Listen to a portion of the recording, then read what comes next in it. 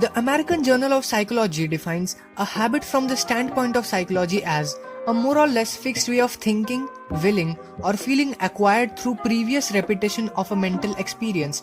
It goes on to say that habitual behavior often goes unnoticed in persons exhibiting it because a person does not need to engage in self-analysis while undertaking routine tasks. So if you have landed upon this video just to know the cure of PUBG addiction, it lies within this word. But if you want to go deeper and check out why PUBG is ruling the mobile gaming industry, reload your Car 98 and sit back. Hey guys, I am Akash and in this video, we'll speak about PUBG and habits. Quite a simple sounding topic, but we are gonna go deep to the grassroots level and see how a game is manipulating your mind. We'll start right from the basics and gradually level it up. I have divided this video into 3 parts as usual, which you can see on your screens. From what I found on Wikipedia, PUBG released back in December 2017 for PC and in March 2018 for iOS or Android. Comparatively, it didn't take much time to get popular and kept rising on the Indian charts as visible. I have made a list of the 5 key factors which make this game one of the top played games in such a short span. Number 1. Gameplay and interface. Pretty sure that you have played PUBG, and if not, it provides a realistic effect and detailed in-game provisions. The controls are simple and preferable even for the non-specialists. Number 2. The previous success of Mini Militia. This is quite an underrated point. If I can remember, the closest game to PUBG in terms of the core idea was Mini Militia, and it kept me hooked into my mobile. It more or less had the same idea of playing with friends, which PUBG has beautifully incorporated into a substantial hardcore gameplay.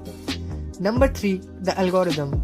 So if you're a beginner, you'll be playing with the beginners only, which implies that your chances of winning goes up drastically. This ensures the win percentage stays high most of the time.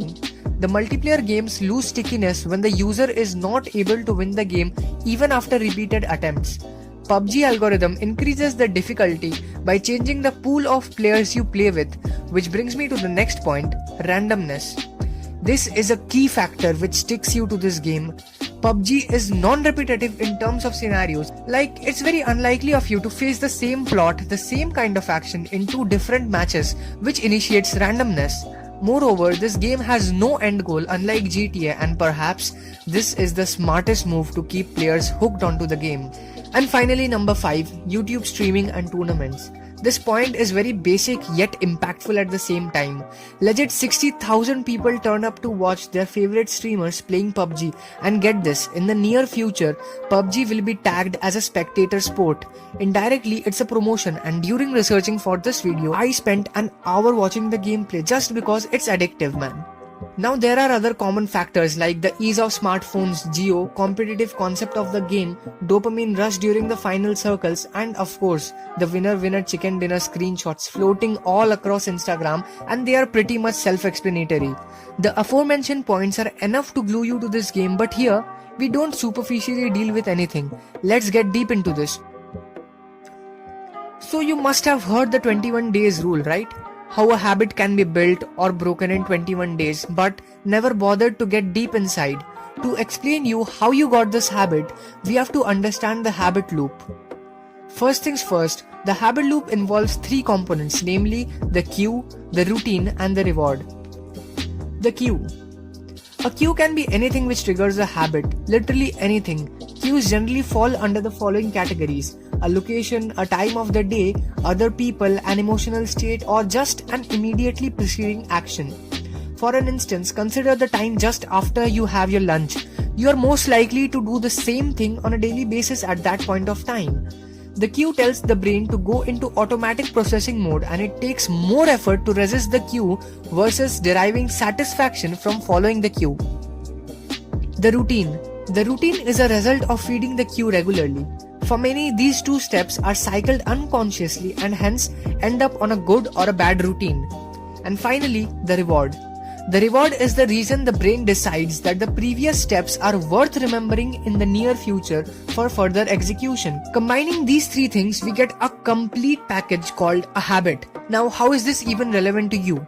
Recall the solution which I had said in the beginning of this video, self-analysis. Yes, start it now by asking yourself questions, because it's very obvious for everybody to have a different routine, so this thing can't be generalized. Begin with what's your cue for opening the game. Maybe it's just after you come back from your school or tuition, or if you're having a tiresome day, you tend to play PUBG. Think of your routine. Can you spot some patterns? And finally, the reward here is pretty much self-explanatory, but might vary from person to person due to obvious reasons. So listen to this very carefully. Instead of being hard on yourself, be logical.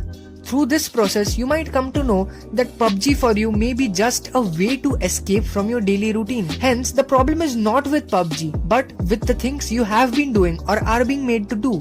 I want to clarify a really important thing here, so listen to this carefully.